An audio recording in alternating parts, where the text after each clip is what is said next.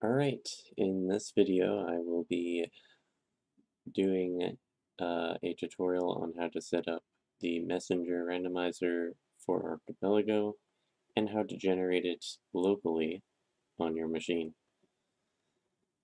So let's start off with the download for the mod. This is assuming you followed everything from my original video. So you will just download whatever the most recent version is. If you already have that installed, just skip this step. But you just download Messenger Randomizer AP, and then it will go to your downloads folder, and then you can just drag and drop this into your mods folder. If you don't have a mods folder, I'd recommend watching the previous video on how to set up Courier. Okay, so now that your file is in their downloads folder, you just drag and drop it to the mods folder. So just drag and drop here, and then remove your old file. So I'm just going to delete this one,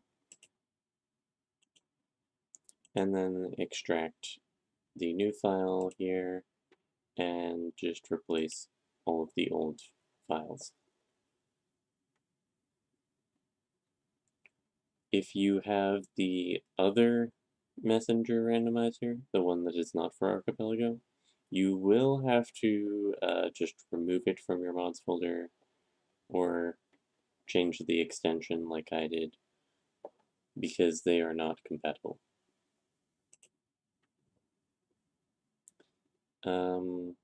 So now that you've updated your mod, I'm going to go over to the local Archipelago installation. Here you will just go to the most recent release,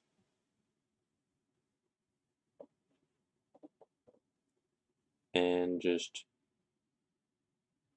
scroll down, and then click on whenever setup, and then execute the setup file.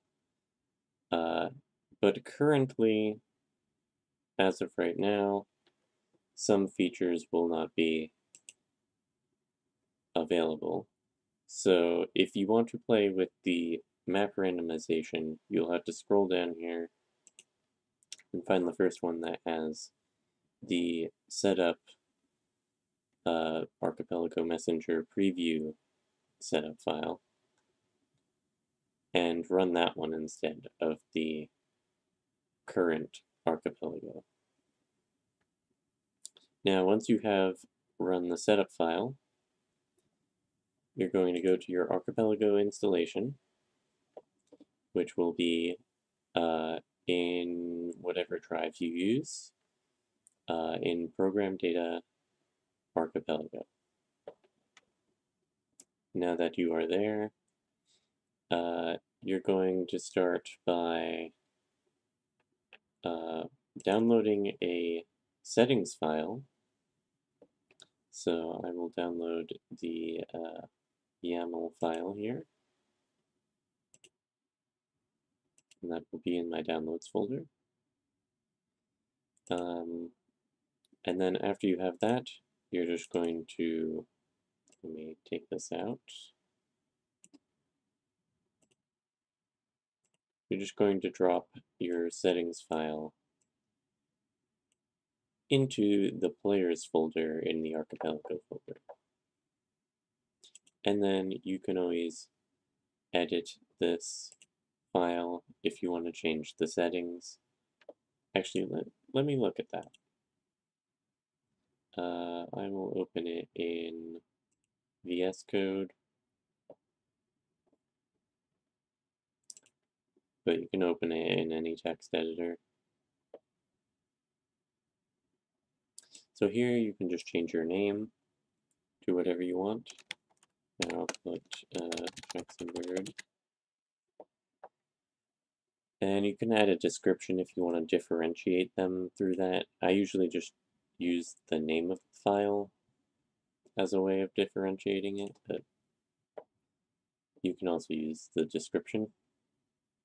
The game, we're not going to touch. The version, we're not going to touch. This is for progression balancing. Alright, so progression balancing is basically just if you're playing with other players, the higher the number, the more likely your items will be earlier. It actually has an explanation up here. I should probably just read that out, but basically, the higher the number, the less likely you are to be stuck for a long time. And basically, you just put whatever you want in here. If you want it to be extreme progression balancing, you can make that 50 instead.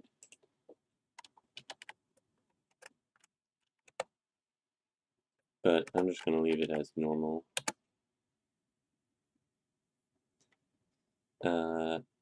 Here you have the different accessibility. This doesn't really matter that much.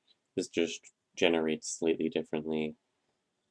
Locations, make sure all the locations are reachable. Items means all the items are reachable.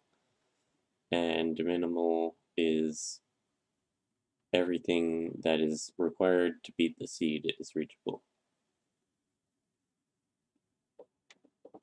Alright, here we have local items. This is not really that important, so I'm just going to skip over these.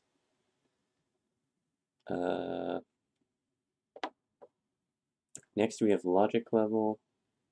This will be how hard the tricks are required to beat the seed. So normal is the normal difficulty, and hard is slightly harder difficulty. Currently, these are the only two supported in this version, but later there will be other difficulties. In fact, there was other difficulties before, but that has since changed. Next we have shuffle shards. This is basically just the big time shard crystals that are around the map. If you set this to true, then they will be shuffled. And if it's false, then they're just normal time shards. And they don't give any items. Limited movement is a new feature for this version. Basically, if you want a seed to only generate with only rope dart or wingsuit, you can set that here if you want like more of a challenge. Early meditation is the opposite. This is also a new feature. This basically makes sure you get meditation early, which is the item that makes shops give you 5 life, which would be full life by default. So basically, if you need a lot more, if you don't like quitting to title to restore your life, then this setting would be good for you. Next we have the available portals. Right now in the current version, this does not do anything, so you will need to install the version I showed before from the Messenger releases rather than the Archipelago multi-world releases, because otherwise this setting will not do anything at the current moment. But basically this just means the portals take you to, well actually this is just available portals. So this would be, portals would, the number of portals that are available to you. So right now it's just 6. And you can have it set to 3 if you want less portals open at the start. And you can actually open them as you progress and find other areas. Shuffle portals basically means the portals lead to different areas. Currently it is off, but you can also have it set to shops, which will take you to any shop in a unique area, so a portal can't take you to the same area ever, unless you have it set to anywhere, in which it'll take you to a shop or a checkpoint, and it can also be in the same area. So like you could have 2 portals that take you to Glacial Peak, whereas shops and checkpoints don't take you to the same place ever. Checkpoints just includes checkpoints and shops, so you won't have access to a shop immediately if you go through a portal. But you can still get vanilla portals. So it is a chance you'll still get a vanilla portal. Shuffle transitions. In this one, it changes which loading zones take you to where. So if I went to like Howling Grotto, and then I went to the boss of Howling Grotto, and then I went up the Airstream, that transition would not necessarily take me to Quillshrew Marsh, could take me to a completely different area. And you can have them either coupled, which means it will take you to an area, and if you walk back, it'll take you back to where you just were. Certain checkpoints or certain loading zones are never coupled. I don't currently have that list in front of me, but there's certain checkpoints that are always decoupled. But this will try to couple almost all of them. This decoupled just means it can take you anywhere. So if I went back to that example, if I went through Howling Grotto and it took me to, let's just say, Searing Crags, I could go back through the Searing Crags loading zone, and it could take me to a completely different place. Alright, next we have the goal. Basically, if you just want the normal collect all 6 notes, you set this open music box. If you want to collect a certain number of power seals, you turn on this instead. Music box, this basically just teleports you to Phantom immediately if you turn it off. And if you turn it on, it's just vanilla, so you have to go walk through Music Box to get to the final boss. Notes needed. This is for open Music Box. So this is the number of notes you need to beat the seed. The less it is, the more notes you start with automatically. The total seals is for the power seal hunt. This number can be anywhere from 1 power seal to 85 power seals. And yeah, you can have it set to any somewhere in that range, or you can have it random if you want. This is a percentage of power seals, so if you want to have a lot of power seals but not necessarily need to have all the power seals, you can set the percentage here. Shop price, this is basically a multiplier for shop prices. Generally, you want it lower if you are doing power seal hunt, because the prices just are way too expensive and you have to grind for money a lot.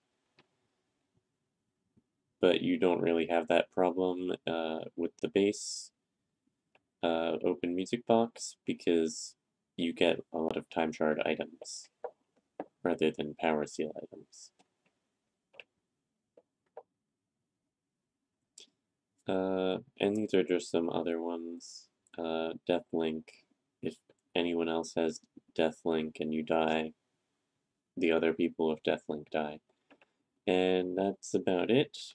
So I'm just going to save that.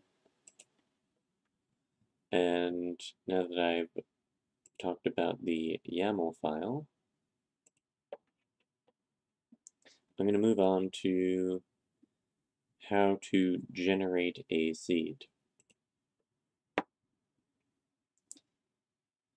So next you're going to go to this Archipelago generate.exe, and then you're just going to run it.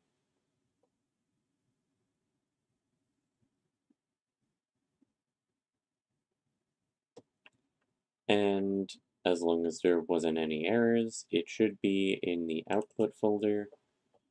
So here we see I have one already started, but here is the new one that I just created.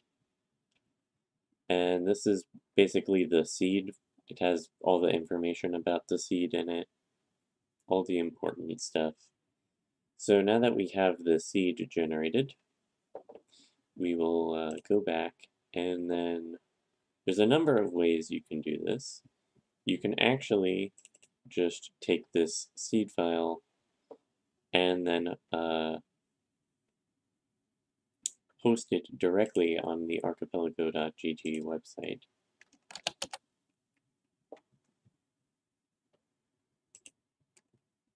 So if we go to archipelago.gg games and go to generate game, actually, no, we don't want to generate it, we already generated it.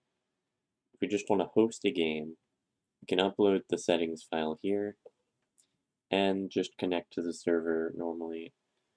Or we can also run the Archipelago server and select that same file,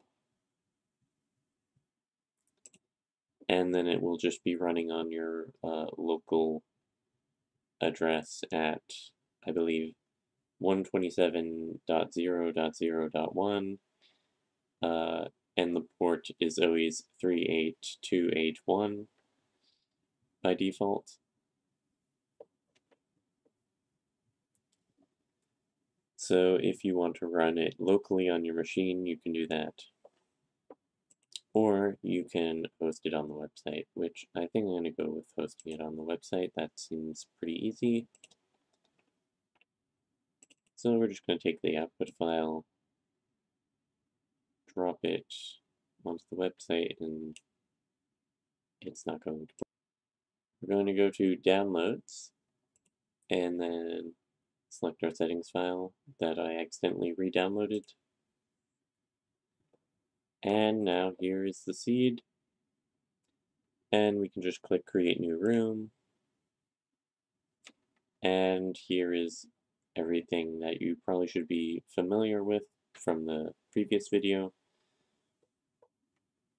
You just go copy, or not copy, but memorize the archipelago.gg and the port 65485. Alright, now that you've generated the seed locally, you can go to the Messenger game. I just gotta wait for it to load here. Actually, you might not be able to see it loading. So I'll just switch my scene over.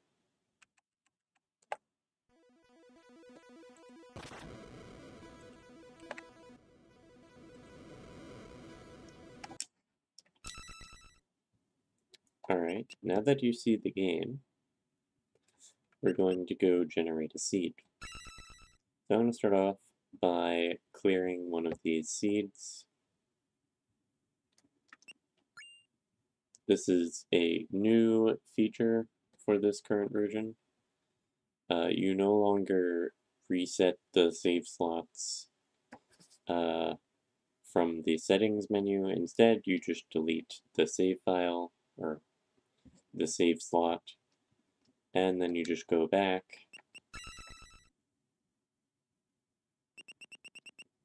You go to the Archipelago Randomizer, which is a separate section from third-party mod options now.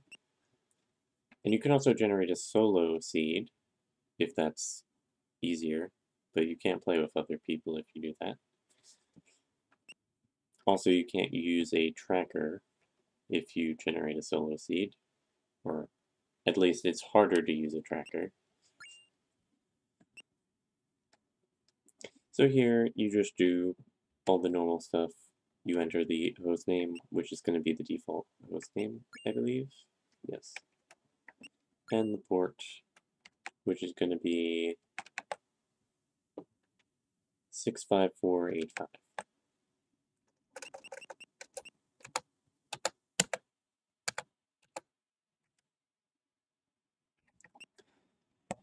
And then your player name, which mine was Jackson Bird in the YAML file. I do not have a password set. The password should just be nothing by default. Oh yeah, forgot about that. Alright, ignoring that error, because that's actually my fault. Alright, yeah, sorry about that. If you, like, change the slot name to be, like, a default slot name, it does weird stuff. I don't know why that happens.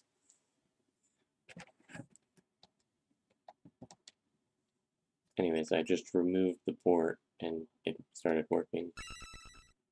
But, anyways, now that you have connected to the Archipelago, you're just going to go to this new game, and it will just automatically set up the save file for you. I'm not sure why my game's not in focus. There we go. So now the game is up to date, and you've generated the seed locally. The only things to keep in mind is now you have to talk to the Prophet in order to open up the portals. And it may not seem like the portals are actually open immediately. You actually have to go through one of the portals in order for it to update. I don't know if there's any way to really fix that. So, yeah, as you can see now, the portals are actually open. But anyway, that is the only gameplay I will be doing for now. Thanks for watching. And I will see you next time, where hopefully I'll do some gameplay footage of this game.